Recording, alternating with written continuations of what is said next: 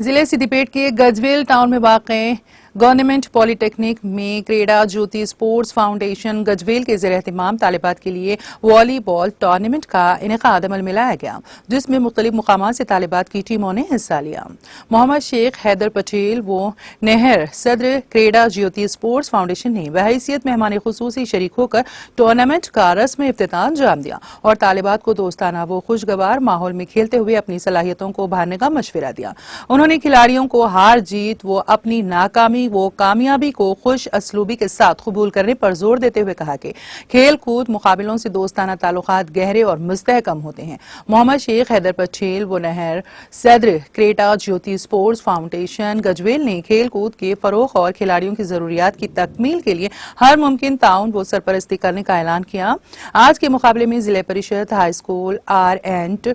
Colony के तालिबात ने बेहतर मुजाहरा करते हुए इनाम अव्वल हासिल किया,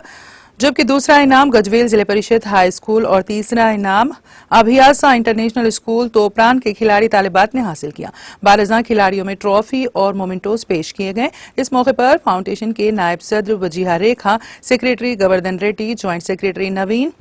जयपाल रेड्डी, रविंदर रेड्डी, सीनियर खिलाड़ी संतोष प्रभु, संदीप, किरण, भानुप्रसाद, विजय कुमार, तिरुपति, अजय, प्रवीण, साई, किरण, दिव्या, रेणुका, लावण्या, हारूरी, भाग्या, शीला, अंकिता, वैष्णवी और दूसरों ने भी खेल में हिस्सा लिया।